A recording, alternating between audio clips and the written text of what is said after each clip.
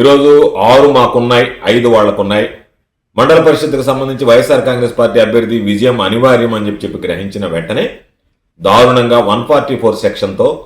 పోలీసులు వచ్చినటువంటి ఎంపీటీసీ సభ్యుల్ని 144 సెక్షన్ ఉంది కాబట్టి ఎవరిని రానిము, ఒక్క ఎంపీటీసీ సభ్యుడిని అలౌ చేస్తామని చెప్పి ఎంపీటీసీ సభ్యుని తీసుకువెళ్ళి ఆ ఎంపీటీసీ సభ్యుని బలవంతంగా తెలుగుదేశం పార్టీ వాళ్ళకి అప్పచెప్పి దొడ్డిదారిన మల్లికార్జున అనేటువంటి వ్యక్తిని వాళ్ళు అపహరించుకుని కిడ్నాప్ చేసుకుని ఎత్తుకుని వెళ్ళిపోవడం జరిగింది. అదే పందాలో ఈరోజు మరొక మహిళా ఎంపీటీసీ రత్నమ్మ అనే మహిళా ఎంపీటీసీని వాళ్ళు ఎత్తుకు వెళ్ళడానికి తీవ్రంగా ప్రయత్నించడం, దానిని వైఎస్ఆర్ కాంగ్రెస్ పార్టీ శ్రేణులు అడ్డుకోవడంతో పోలీసులు విధి లేని పరిస్థితుల్లో ఆమెను వదిలేయడం, ఆమెను గాయాలు పాలు చేయడం, ఆమె మీద దాడి చేయడం జరిగింది. ఆమె ఒళ్ళంతా కూడా పాపం గాయాలయ్యి ఆమె కన్నీరు పెట్టుకున్నటువంటి పరిస్థితి. ఇటువంటి నేపథ్యంలో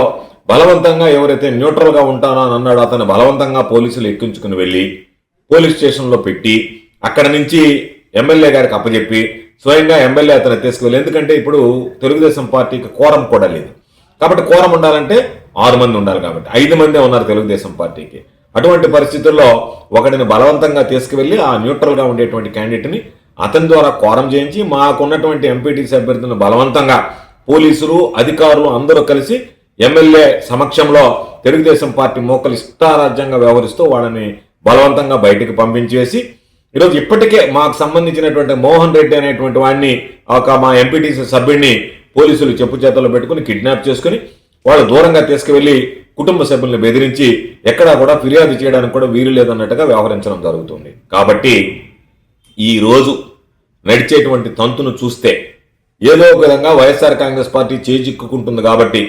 దొడ్డిదారిన దౌర్జన్యంగా మండల పరిషత్ పదవిని మనం ఏదో ఒక విధంగా కైవసం చేసుకోవాలనేటువంటి ఒక దుర్మార్గమైనటువంటి ఆలోచనతో ప్రజాస్వామ్య విధానాలకి తిరోధకాలిచ్చి ప్రజాస్వామ్య సాంప్రదాయాలకు విలువనివ్వకుండా ఈరోజు అత్యంత కిరాతకంగా మహిళా ఎంపీటీసీ సభ్యుల మీద, మాకు సంబంధించినటువంటి వ్యక్తుల మీద వాళ్ళ కుటుంబ సభ్యుల సమక్షంలోనే